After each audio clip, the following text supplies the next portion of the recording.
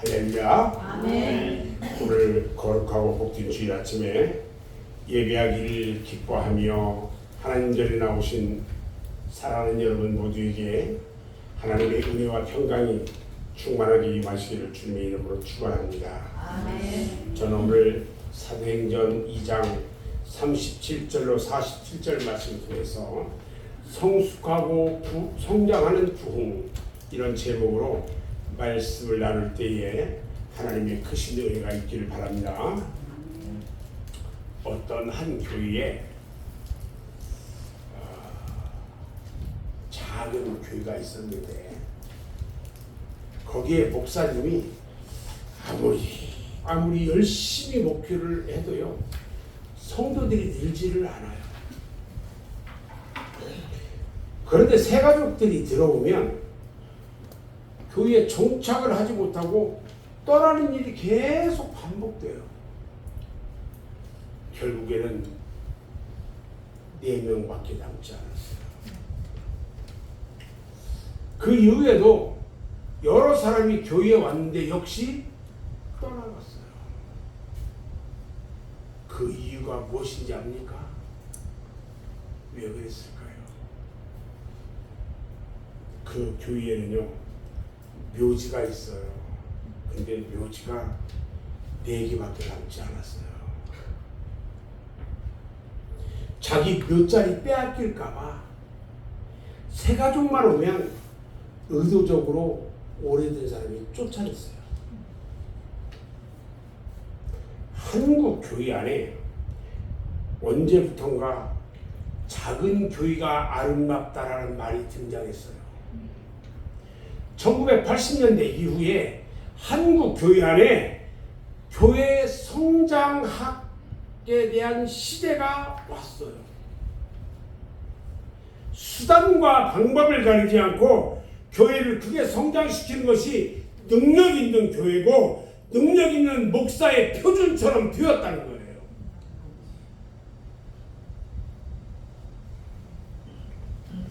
이런 상황을 비판적으로 묘사한 말이 무슨 말이냐면 꽁 잡는 것이 매다, 이런 말이에요. 결국 교회 안에도요, 성경의 원리가 아닌 세상의 원리가 주도하는 문제가 생겼습니다. 대형 교회들이 지성전을 세웁니다. 지성전이 뭐예요? 원래 본교회가 있고 지역마다 자기 이름의 교회를 세우는 거예요. 그리고 물량 공세를 펴면서 교회에 맥도날드화 현상이 벌어지기 시작합니다. 존 드레인이 쓴 교회의 맥도날드화라는 책을 보면 요즘 교회들은 교회의 이름과 이미지를 전파하는데 온갖 힘을 쏟고 있다고 지적했습니다. 그 교회들이 예수 그리스도를 전하기보다는 목사를 자랑하고 있다고 말합니다. 우리 교회는 유명한 이름 있는 목사야. 우리 교회는 몇천 명이나 되는 목사야. 우리 교회는 뭣도 하고 이런 자랑을 하는 교회로 바뀌어졌다는 겁니다. 결국은요, 잃어버린 양을 찾고 대가를 지불하려고 하지 않고요, 좋은 시설, 잘 짜여진 프로그램, 작은 교회에 신앙생활 잘하는 기존의 성도들을 마케팅의 원리로 끌어모은다는 거예요.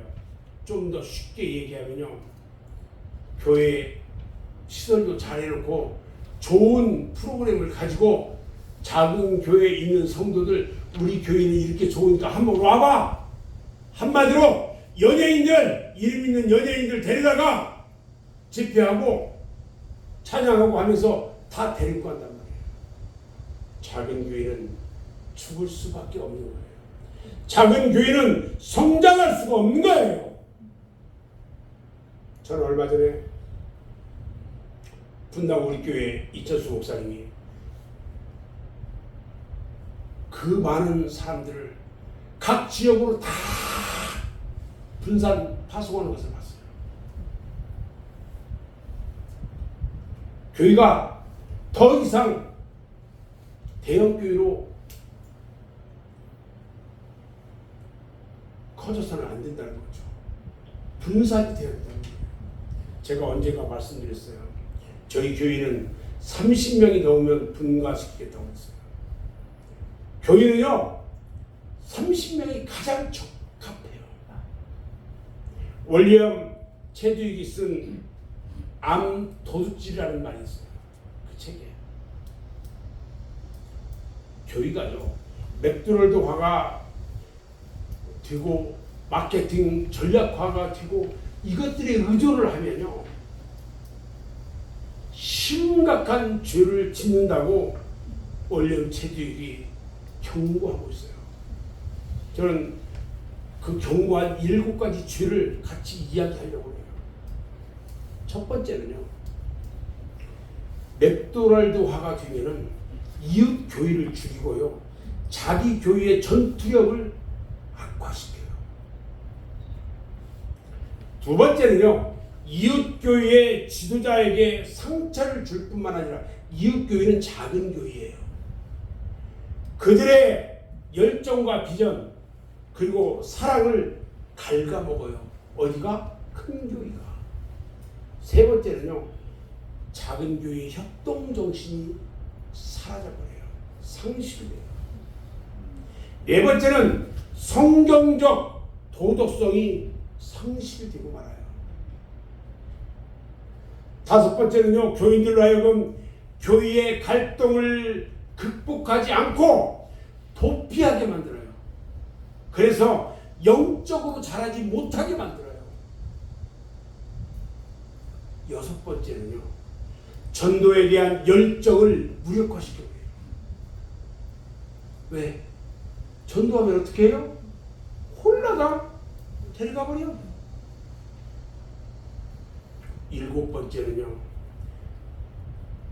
모래 위에 집을 짓는 것이에요. 이것들은. 그래서 어려움이나 환난이 닥치면 교회도 교인도 무너질 수 있다는 약점을 가지고 있어요. 맥도날드라는 햄버거 가게가요, 딱 들어오잖아요. 들어오면 그 옆에 작은 햄버거 가게 집들은요 다 문을 닫아요. 대형 마트로 인해서 동네 구멍가게가 문을 닫는 것과 같은 위치예요. 대형 가게가 들어오면요, 작은 상점들은 판매가 되지 않아요. 그 결과로 중소형 교회들이요 점점 문을 닫게 되고요, 매주 1000개의 교회가 없어지고요, 1000개의 교회가 생긴대요. 대형 교회 중심으로 수평 이동 현상이 계속 벌어지고 있어요. 이런 교회 성장률의 반발로 나타나는 것이 뭐냐? 바로 작은 교회 운동이에요. 작은 교회가요, 진정한 교회의 모습이라는 주장이 확대되면서 작은 교회가 아름답다라는 논리가 확장되고 있어요. 그 결과 교회에 대한 부정적인 인식이 강해지고요, 전도에 대한 열심이 식어지게 만드는 계기가 되었어요. 교회 안에 있는 사람들끼리 뭉치게 되는 배타주의적 성격이 아주 강해졌어요. 지들끼리 살아. 그러나 우리끼리 서로 사랑하고 우리끼리 서로 교제하고 뭉치게 되면 결국은 어떻게 돼요? 흩어지게 된다는 거예요. 공동체의 역동성이 사라져버리고요, 세상에 대한 벽이 점점 높아져요. 초대교회의 공동체가 조직이 강화되고 끼리끼리 모이게 되자 교회의 생명력이 약화되기 시작합니다. 그때 하나님께서는요, 스데반의 순교를 계기로요, 교회를 다 흩어져 버리게 만들었어요. 그래서 예루살렘에 머물던 기독교 공동체가 이방 안디옥으로 확장되게 됩니다. 예수님은요, 너희는 세상의 소금이 되라고 말씀하셨지, 너희끼리 뭉치는 소금 덩어리가 되라고 말씀하시지 않았다는 거예요. 소금이 골고루 뿌려져야 음식의 맛을 내지, 뭉쳐 있으면 음식의 맛을 빼앗아 버린다는 거예요. 마찬가지로 교회도요, 끊임없이 세상을 향해 흩어지고 움직여야지 우리끼리 잘해보자 그러면서 모이게 되면요, 결국 하나님께서 흩어버린다는 거예요. 바벨론 탑처럼 똑같이 우리가 뭉쳐서 이 건물을 져서 천국까지 닿게 하자. 우리 하나님께서 뿔뿔이 흩어버렸어요. 그런 점에서 교회는요, 끊임없이 부흥해야 됩니다. 부흥해야 되는 거예요. 우리는 배타적인 울타리를 뛰어넘어서요, 세상 속으로 나가야 됩니다. 교회가 부흥하는 것은 하나님의 뜻이에요. 여기서 말하는 부흥은 계속 강조하지만은 단순히 숫자적 성장만을 의미하지 않아요. 성령의 역사심으로 무기력한 자가 새 힘으로 충만케 되는 거예요. 죽어가던 영혼들이 새로워지는 것입니다.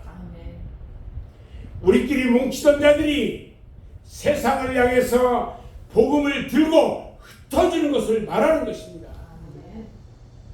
세상 속에서 빛이 되고 소금이 되는 것을 의미하고 있는 것입니다. 그런데 의외로요, 교회 안에 부흥을 싫어하는 사람들이 있다는 겁니다.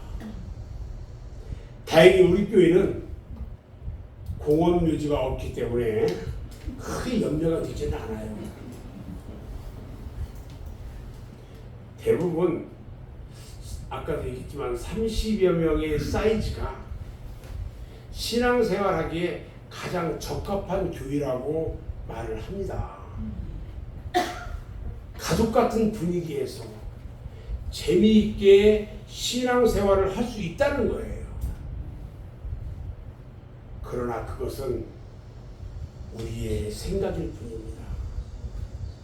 우리가 보기에 좋고 재미있는 교회가 중요한 것이 아니라는 겁니다. 하나님 보시기에 어떤 교회냐는 것이 중요하다는 거예요. 하나님이 보시기에 이 교회가 어떤 교회냐는 거예요. 우리가 보기에 좋은 교회가 아니라 이 지역사회에서 우리 맑은샘 교회를 어떻게 보느냐가 중요하다는 거예요. 시끄럽게 막 떠들고 찬송 소리만 막 꽝꽝꽝꽝 나고 사람들이 손가락처럼, 이런 교회는 바람직하지 않아요. 이 지역에요, 나름대로 한 4, 5년 있으면서 저 맑은샘 교회 어려운 사람들한테 섬기는 교회 다 그렇게 알아요. 저희 맑은샘 교회가 이 지역에서는 그래도 욕은 먹지 않는 교회예요. 우리는 끊임없이 세상을 향해서 나가야 합니다. 지금 예수님이 우리 자신과 우리 교회를 보신다면 과연 어떻게 말씀하실까 생각하면서 계속해서 전진해야 하는 것입니다. 2023년도에 우리 맑은샘 교회가 초대교회의 부흥을 강조하는 이유가 있어요. 그 이유는 뭘까? 그것은 하나님께서 우리 교회의 부흥을 기대하기 때문입니다. 하나님께서 우리 신령과 우리 교회 가운데 새로운 부흥을 원하시기 때문입니다. 부흥을 일으키는 분은요, 철저하게 하나님이신 것입니다. 내가 하는 게 아니고 여러분들이 하는 게 아니에요. 우리 하나님께서 교회의 부흥을 일으키신다는 겁니다. 아멘. 하박국을 보면요, 하박국 선지자가 하박국 3장 2절에서 이렇게 기도합니다. 여호와여, 내가 주께 대한 소문을 듣고 놀랐나이다. 여호와여, 주는 주의 일을 이 수년 내에 부흥케 하시옵소서. 이 수년 내에 나타내시옵소서. 진노 중에라도 긍휼을 잊지 마소서. 이런 기도를 해요. 당시의 시대적 상황이요, 어떤 상황이냐면 우상 숭배가 가득했던 그런 시대예요. 불의한 자들이 득실거리고 의로운 자들이 핍박받는 암울한 상황이었어요. 그때 하나님의 선지자 하박국이요, 하박국 2장 4절에서 하나님께 질문합니다.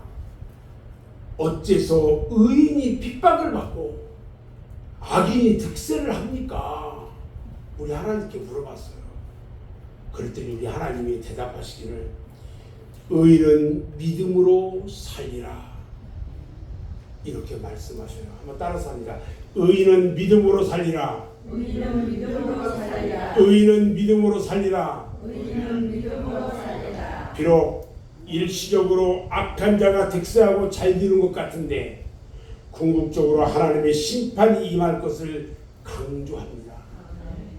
하박국 2장 14절에 보니까요, 물이 바다를 덮음같이 여호와의 영광을 인정하는 것이 세상에 가득하리라고 선포하셨어요. 이 말을 들은 하박국 선지자가요, 속히 그날이 임하게 해달라고 기도합니다. 진정한 부흥은요, 이 땅의 모든 우상이 제거되는 것입니다. 부정과 불의가 사라지고 정직한 나라로 회복되는 것입니다. 모든 어두움이 사라지고요, 믿음으로 살아가는 의인들이 인정받는 나라가 되는 것입니다. 물이 바다를 덮음같이 여호와의 영광이 가득한 나라가 되는 것이 부흥인 것입니다. 아멘. 오늘 읽은 본문의 말씀은요, 바로 초대교회의 부흥운동의 출발점이에요. 오순절 성령 강림 사건으로 말미암아 놀라운 변화가 일어났습니다. 14개의 나라에서 온 사람들이 베드로의 설교를 자기 나라 방언으로 알아듣는 언어의 기적이 일어났어요. 모든 사람들이 새 술에 취한 것처럼 변화되고 말았어요. 주님을 모른다고 배반했던 그 나약한 베드로가 성령 체험 후에 위대한 사도가 되었다는 것입니다.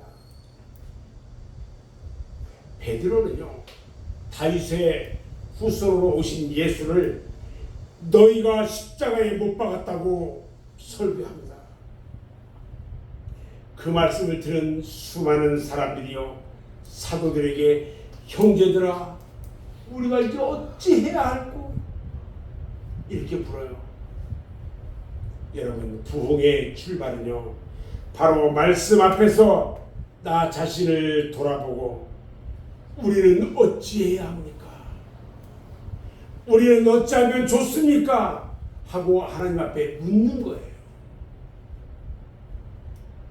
거룩하신 하나님의 말씀 앞에서 눈물로 통회하며 회개함으로 부흥은 시작이 되는 것입니다. 아멘. 우리 가운데 이 고백이 있기를 주님의 이름으로 축원합니다. 그때 베드로가 사도행전 2장 38절에서 말합니다. 너희가 회개하여 각각 예수 그리스도의 이름으로 세례를 받고 죄사함을 받으라. 그리하면 너희가 성령을 선물로 받는다 이렇게 말해요. 여기서 회개하고 세례를 받고 주사함을 받는다는 표현은요 모두 다 비슷비슷해요. 자기의 잘못된 행실을 깨닫고요 예수 그리스도를 주로 고백함으로 주사함을 받은 거룩한 하나님의 자녀가 되는 것을 말하고 있다는 것입니다. 옛사람은 죽고 새 사람으로 거듭나는 것을 말합니다. 이것이 바로 부흥인 것입니다. 자, 그러면 부흥의 결과가 어떻게 나타날까요? 베드로의 설교를 듣고요 폐역한 삶에서 돌이키는 회개의 역사가 일어납니다. 죄사함을 얻고 예수를 주로 고백할 때에 성령의 역사가 일어납니다. 부흥은요 바로 성령님의 역사인 것입니다. 아멘. 부흥은 단계적으로 일어나는 과정이 아니에요. 성령님이 기름 부어주심으로 폭발적으로 역사하는 것입니다. 아멘. 베드로의 설교를 듣고 세례를 받은 제자의 수가요 3,000명이 되었다고 말합니다. 성도들 사이에 아름다운 교제가 일어나기 시작했습니다. 모든 물건을 서로 통용하고요 자기의 소유를 팔아 필요한 사람들에게 나누어 줍니다. 서로 떡을 나누고요 기쁨과 순전한 마음으로 음식을 나눠요.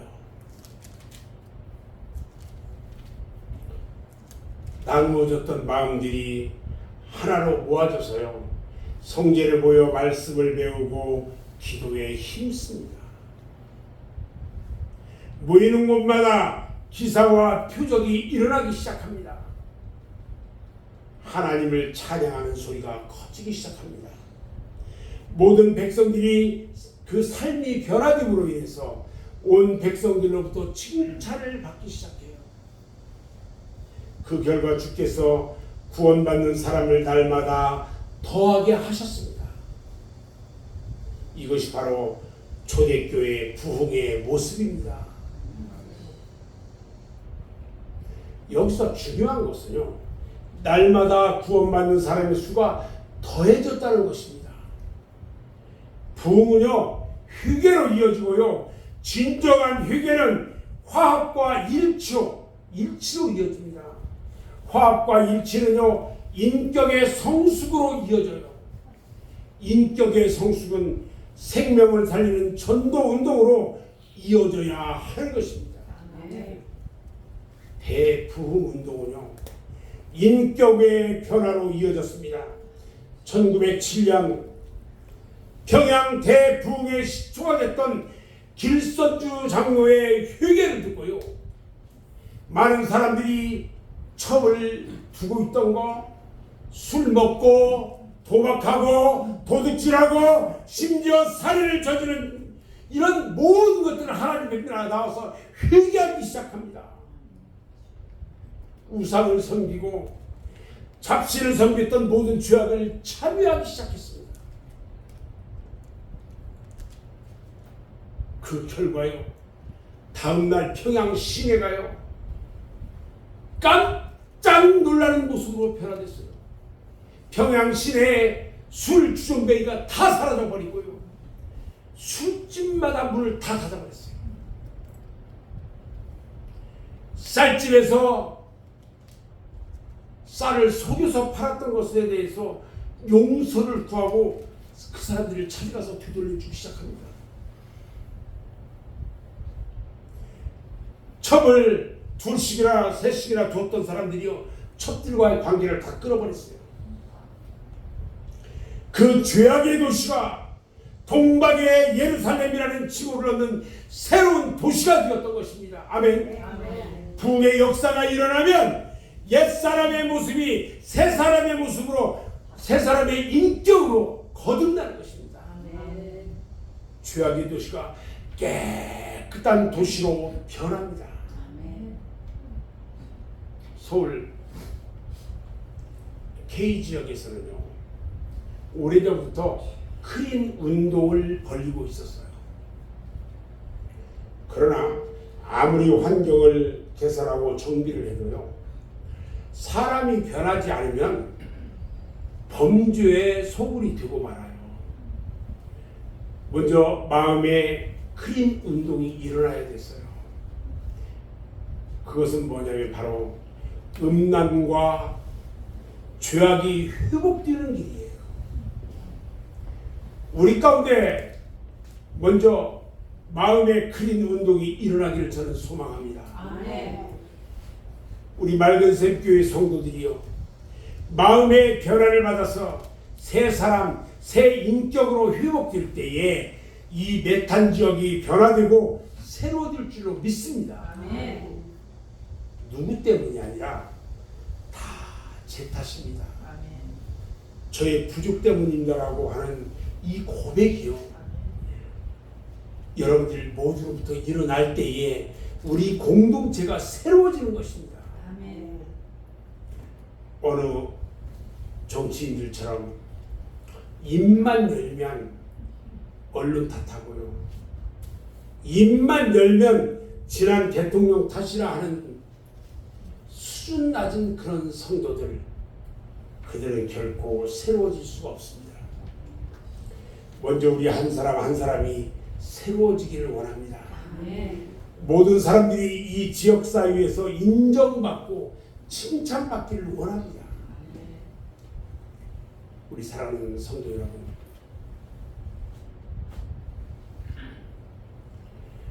제발 믿는 자로서 덕을 세우시기 바랍니다. 아멘. 음식점에 가서도요, 예의와 공중 도덕을 잘 지켜야 합니다. 종업원들에게요, 공손하게 말해야 합니다. 아멘. 종부르듯이 반말로 찍찍 거칠게 그렇게 말하지 마세요. 식당에 가서 종업원들에게요, 아줌마 여기 반찬 좀 더 주세요. 여러분, 그러면요, 아줌마들 이러시는 분들 쳐다보지도 않아요. 아무리 저처럼 뚱뚱한 아줌마가 있다 할지라도, 아가씨 반찬 좀 더 주세요. 반찬 너무 맛있어요. 한번 해보세요. 그러면 금방 더 많이 갖다 줘요. 아멘. 작은 것에서부터 인정받고 칭찬받는 그런 성도들이 되어야 한다는 것입니다. 아멘. 그것이 바로 전도예요. 전도. 아멘. 하나님은 지금 우리 안에, 우리 교회 가운데, 우리 민족 가운데 부흥 주시기를 원합니다. 아멘. 여러분, 부흥을 사모하시기 바랍니다. 아멘. 부흥을 기대하시기 바랍니다. 아멘. 그리고 부흥을 위해 기도하시기 바랍니다. 부흥은요, 회개 운동이에요. 부흥은요, 기도 운동이에요. 부흥은요, 성령 운동이에요. 부흥은요, 말씀 회복 운동이에요. 부흥은요, 화해와 일치 운동이에요. 부흥은요, 인격의 성숙 운동이에요. 부흥은 전도 운동입니다. 부흥은요, 하나님 나라의 회복 운동인 것입니다. 아멘. 아멘. 부흥의 역사가요, 우리 가운데 날마다 일어나기를 원합니다. 아멘. 물이 바다를 덮음같이 여호와의 영광이 가득한 우리 성도들의 거룩한 마음에, 거룩하고 복된 맑은 생교회에 부흥의 역사를 갈망하는 기도 가운데 크신 하나님의 부흥이 있기를 바랍니다. 아멘. 그래서 황무한 이 땅이 옥토로 바꾸어지고 주의 영광 가득한 하나님의 나라가 오기를 기대하는 사랑하는 저와 여러분 모두가 되어지기를 주님의 이름으로 축원합니다. 아멘. 기도하겠습니다.